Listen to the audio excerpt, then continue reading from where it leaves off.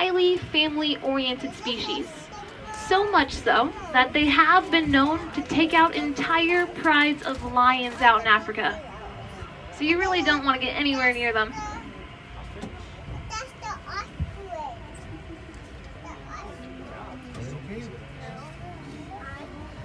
Now out on the right is an animal that's gray in color with the white legs. These are the Somali wild ass.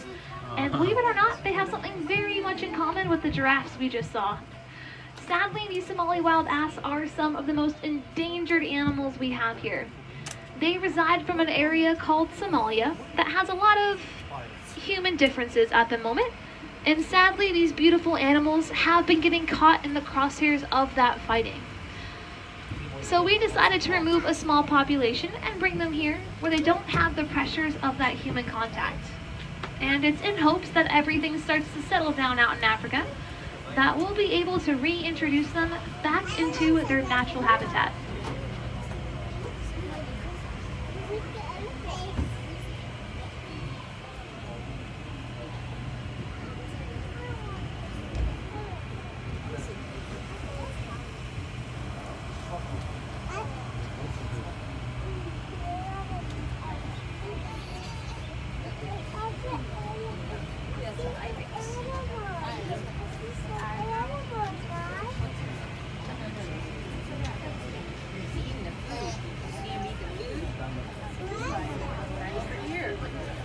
Now the most common adaptation that we think about, right, we talked about earlier, that is camouflage. We think about stripes on zebras that help them blend into each other in their herd.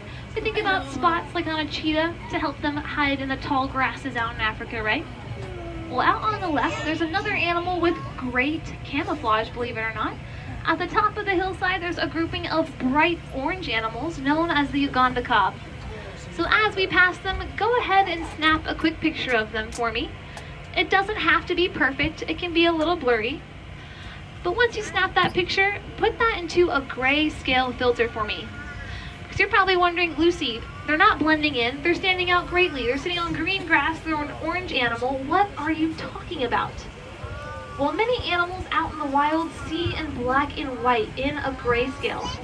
So snap that picture, put it in grayscale, and you'll notice that the Uganda cob actually blend in perfectly with the surrounding green grass, because orange and green are practically the same color when you look through them in grayscale.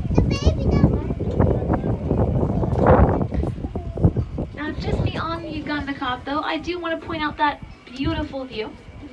My favorite thing about it is all that space you see, because everything we are looking at right now are the areas that our animals have here to roam within their enclosures. They're out here 24 hours a day, 7 days a week. And they're hanging out not only with their own species, but with other species too, just like they would out in the wild.